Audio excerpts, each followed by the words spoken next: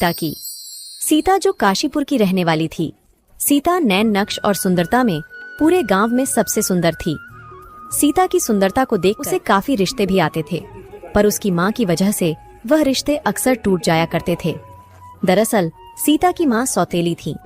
सीता की अपनी सगी माँ का देहांत बचपन में ही हो गया था, जिस वजह से सीता के पिता ने राधा नामक लड़की से दूसरी शादी की और उससे उन्हें एक बेटी हुई जिसका नाम था सुमन। सीता सुमन से बहुत प्यार करती थी। कहने को तो वह दोनों बहनें सौतेली थीं, पर उन दोनों बहनों में बिल्कुल सगी बहनों जैसा प्यार था। ऐसे ही समय बीतता गया और उनकी जिंदगी हंसी खुशी गुजर रही थी कि एक दिन अचानक दिल की बीमारी की वजह से सीता के पिता की भी मृत्यु हो जाती है, जिससे सीता बिल्कुल टूट सी जाती है।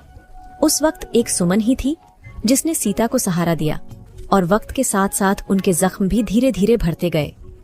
पिता की मृत्यु के बाद अब घर में सुमन के अलावा सीता का अपना कोई नहीं था, क्योंकि उसकी सौतेली माँ अक्सर ही सीता के साथ बहुत बुरा व्यवहार किया करती थी। वह सीता को बिल्कुल भी पसंद नहीं करती थी और सीता के पिता राजेश के जाने के बाद तो वह सीता पर बहुत जुल्म करती थी। दिन रात सीता से सारे घर का काम करवाया करती थी और अपनी बेटी को बहुत लाड प्यार से रखती थी। कभी कभी सुमन इस बात का विरोध करती थी तो उसकी माँ उसे डांट लगा दिया करती थी। बेचारी सुमन माँ की फटकार के आगे कुछ नहीं बोल पाती थी।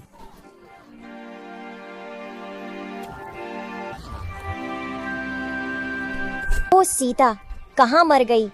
जी माँ, अभी आई। ओ महारानी, अभी तक मेरे कमरे की सफाई क्यों नहीं हुई?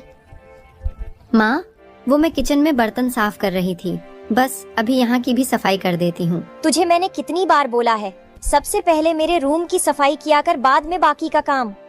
ठीक है माँ, मैं बस अभी कर देती हूँ, आप बस मुझे कुछ मिनट दीजिए। हाँ ठीक है, जल्दी कर और सफाई हो जाए तो जाकर मेरे और सुमन के सारे गंदे कपड़े पड़े हैं, वह धोकर छत पर डालना है। ठीक है माँ, मैं धोकर डाल दूंगी।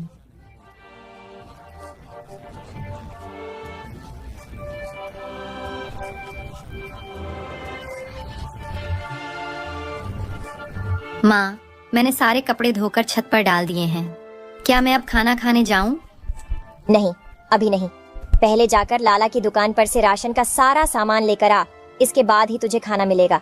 माँ, आप मुझे दे दीजिए पैसे, मैं लाला की दुकान से राशन ले आती हूँ। सुमन, तू बीच में मत पड़, तू जाकर अपनी पढ़ाई पर ध्यान दे। अभी तू इतनी बड़ी नहीं हुई है कि तू घर के काम करे। अब तू खड़ी खड़ी मेरा मुंह क्यों देख रही है?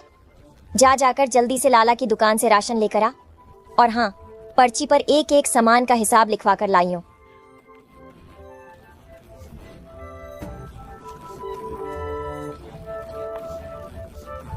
सीता सामान लेने के लिए लाला की दुकान पर पहुंच जाती है। लाला जी, मुझे 1 किलो चावल, 1 किलो दाल और 3 किलो आटा दे दो। सीता लाला की दुकान से सामान ले ही रही थी कि तभी वहां पर गांव का सेठ दयावंत पहुंच जाता है। अरे सीता, तुम यहाँ? हाँ साहब, बस माँ ने कुछ राशन का सामान मंगाया है, वही लेने आई हूँ। अरे लाला भाई, कितना हिसाब हुआ है सीता का? सेठ जी 200 रुपए हुए हैं। ठीक है, तो 200 रुपए मेरे खाते में लिखवा देना, मैं इन सामान के पैसे भर दूंगा। नहीं नहीं सेठ जी, ये आप कैसी बातें कर रहे हैं? माँ ने पैसे दिए हैं मुझे। लाला जी, आप यह लीजिए पैसे, इसमें से 200 रुपए काट लीजिए। सेठ दयावंत बहुत ही चालाक और लालची इंसान था। उसकी हमेशा से ही सीता पर नजर रहती थी। वह सीता से शादी करना चाहता था और किसी न किसी बहाने से सीता से बात करने की कोशिश किया करता था। सीता लाला को पैसे देकर घर वापस आ जाती है। दयावंत का मकसद था किसी भी तरह सीता को पाना, चाहे इसके लिए उसे कुछ भी करना पड़े। एक दिन सेठ दयावंत सीता के घर आता है। नमस्ते राधा जी, मुझे आपसे कुछ जरूरी बात करनी है। नमस्ते सेठ जी, आइए बैठिए। क्या बात है? आपका यूं अचानक हमारे घर कैसे आना हुआ? हमसे कोई भूल हुई है क्या? अरे नहीं राधा जी, आपसे कोई गलती नहीं हुई है, बल्कि मैं तो आपसे कुछ और ही बात करने आया हूँ। दरअसल मैं आपकी बड़ी बेटी के बारे में कुछ बात करने आया हूँ। क्या हुआ? अब उसने क्या किया? हे भगवान, ये लड़की कहीं भी जाती है तो कुछ न कुछ जरूर करके आती है। मैं तो इससे बहुत परेशान हो चुकी हूँ। अरे नहीं राधा जी, ऐसी कोई बात नहीं है। दरअसल वो आपकी बड़ी बेटी सीता बहुत सुंदर और सुशील है। मैं चाहता हूँ कि आप उसका रिश्ता मुझसे तय कर दें। बदले में मैं आपको बहुत सारा धन दूंगा। पैसों का नाम सुनकर तो राधा की आंखों के आगे लालच की पट्टी छा जाती है। कितना धन देंगे आप? जितना आप चाहें उतना, बस सीता को मेरे हवाले कर दीजिए। अरे वाह, क्या बात है। चलो, ये लड़की मेरी कोई तो काम आई। अब मैं इस सेठ दयावंत से खूब सारे पैसे ऐंठ लूंगी। लगता है ये सेठ सीता की खूबसूरती पर पागल हो गया है। ठीक है सेठ जी, सीता का रिश्ता आपसे तय है। यह बात सीता और सुमन दूसरे कमरे से सुन लेती है। सेठ दयावंत के जाने के बाद सुमन गुस्से में अपनी माँ के पास आती है। माँ, आप ऐसा कैसे कर सकती हैं? आप दीदी का रिश्ता उनसे बिना पूछे कैसे कर सकती है? वह भी एक ऐसे इंसान से जो दीदी से उम्र में कितना बड़ा है। वह सेठ हमारे पिताजी की उम्र का है और आप उससे दीदी का रिश्ता कर रही है। माँ, आप ये कैसे कर सकती हैं? राधा सीता और सुमन के सामने मजबूर होने का दिखावा करती है और कहती है, सेठ दयावंत सीता से शादी करने के लिए हमें बहुत सारे पैसे दे रहा है। तुझे तो पता है ना बेटा कि तेरे पिताजी तो रहे नहीं, तुम दोनों बहनों का खर्चा अकेले मेरे ऊपर आ गया है। सीता की शादी तो मैं जैसे तैसे कुछ बचे पैसे से कर लूंगी जो तेरे पिताजी ने बचाए थे, लेकिन इसके बाद तो मेरे पास कुछ भी नहीं बचेगा। तो ऐसे में मैं तेरी शादी कैसे करूंगी? तू ही सोच सीता, मैं सुमन की शादी कैसे करूंगी? घर में कमाने वाला कोई नहीं है। अगर मैंने तेरी शादी के पीछे तेरी छोटी बहन का थोड़ा सा स्वार्थ देख लिया तो इसमें बुरा क्या है? अब तू ही बता सीता, आखिर मेरे पास कुछ पैसे होंगे तभी तो मैं आगे चलकर सुमन की शादी कर पाऊंगी। माँ, आप चिंता मत कीजिए, मैं बाहर जाकर कमाऊंगी और सुमन की शादी के लिए पैसे भी जमा करूंगी। पर माँ, मुझे उस दयावंत से शादी नहीं करनी। वह अच्छा इंसान नहीं है। वह हमेशा मुझे गंदी नजरों से देखता है। मैं उससे शादी नहीं करना चाहती। देख सीता, शादी तो तुझे दयावंत से ही करनी पड़ेगी। और तेरे में भला ऐसा है ही क्या जो तेरे लिए कोई राजकुमार आएगा? इस घर में वही होगा जो मैं चाहूंगी और मुझे इस बारे में तुम दोनों से कोई बहस नहीं करनी। सीता और सुमन माँ के लिए हुए इस निर्णय से बहुत दुखी थीं। सीता किसी भी हालत में दयावंत से शादी नहीं करना चाहती थी। इसके लिए सीता और सुमन ने मिलकर एक योजना बनाई। अगले दिन से सीता सेठ दयावंत के घर जाती है। दयावंत सीता को अपने घर देख बहुत हैरान होता है। अरे सीता जी, कैसे आना हुआ आपका इस गरीब के घर? आइए बैठिए, हम आपकी खातिरदारी के लिए कुछ लेकर आते हैं। नहीं दयावंत जी, मैं आपके घर कुछ खाने के लिए नहीं आई हूँ। मुझे अपनी माँ से पता चला कि आप मुझसे शादी करना चाहते हैं। मैं तो आपको अपने पिता की समान समझती थी, पर मुझे अभी पता चला कि आप तो मुझे किसी और ही नज़रों से देखते हैं। लेकिन अगर आपको मुझसे शादी करनी है तो आपको मेरी एक शर्त माननी होगी। अजी, तुम्हारे लिए तो हर शर्त मंजूर है। बोलिए, क्या शर्त है तुम्हारी? अगर आप चाहते हैं कि मैं आपसे शादी करूं, तो आपको मुझे एक विशेष हार देना होगा जो गांव के बड़े मंदिर में रखा हुआ है।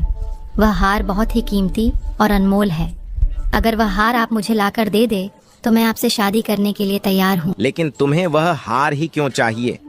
तुम मुझसे एक बार शादी कर लो, मैं तुम्हें ऊपर से लेकर नीचे तक गहनों से भर दूंगा। नहीं सेठ जी, मुझे वही हार चाहिए। मेरा सपना था कि मैं एक बार उस हार को अपने गले में पहनूं। क्या आप मेरे लिए इतना सा भी नहीं कर सकते हैं? अगर ऐसी बात है तो समझो वह हार तुम्हारा हुआ। मैं जल्द ही उस हार को तुम्हें लाकर दूंगा। मुझे 2 दिन का समय दो।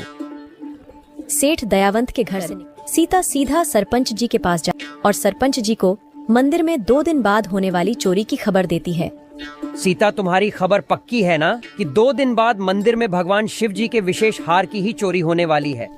हाँ सरपंच जी, पूरी पक्की खबर है। 2 दिन बाद उस मंदिर में हार की चोरी होगी। मैंने कुछ बदमाशों को यह बात करते हुए सुना था। ठीक है सीता, अब तुम निश्चिंत होकर घर जाओ। आगे का सब काम मैं संभाल लूंगा। सीता घर चली जाती है और 2 दिन बाद अमावस की रात को सेठ दयावंत चोरी से मंदिर में घुस जाता और मंदिर से हार चुराने की कोशिश करता है।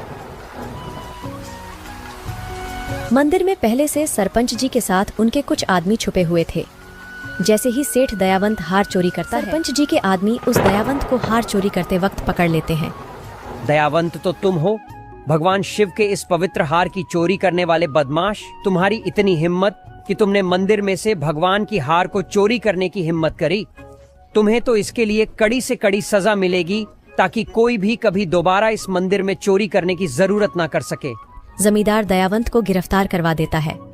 आखिरकार दयावंत के लालच और बेईमानी का अंत हुआ। उधर दूसरी तरफ सीता की सौतेली माँ उसको ढूंढती है, मगर सीता घर में कहीं नहीं मिलती। अरे ये लड़की कहाँ चली गई?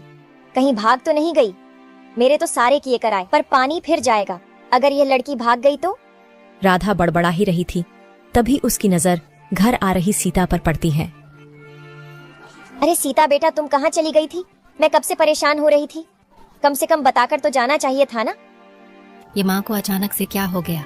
माँ ने आज तक तो मुझसे कभी इतने प्यार से बात नहीं की, फिर आज अचानक से ये चमत्कार कैसे हुआ? वो माँ, बात यह है कि सीता राधा को सारी बात बताती है कि किस तरह उसने सेठ दयावंत को सबक सिखाया और उसे जेल की हवा खिलाई। हे भगवान, आज इसने उस दयावंत को जेल में भेज दिया। कल कहीं अगर इसने मेरे खिलाफ पुलिस में कंप्लेन कर दी कि मैं इसकी शादी उस अधेड़ उम्र के दयावंत से जबरदस्ती करवा रही थी, तो भगवान जाने मेरा क्या हाल होगा। राधा सीता के सामने खुश होने का दिखावा करती है। हाँ बेटा, ये तो तूने बहुत अच्छा किया। मैं तो उसे बहुत अच्छा इंसान समझ रही थी, लेकिन वह तो बहुत बड़ा चोर निकला। मेरी सीता बिटिया तो बाल बाल बच गई उस चोर दयावंत से। अच्छा जा बेटा, अब तू अपने कमरे में आराम कर ले, थक गई होगी ना। सीता अपने कमरे में चली जाती है।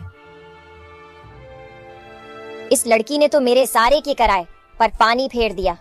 इतना अच्छा खासा पैसा हाथ में आ रहा था और इस लड़की की वजह से अब मुझे कुछ नहीं मिलेगा, लेकिन इसकी भरपाई में इस लड़की से जरूर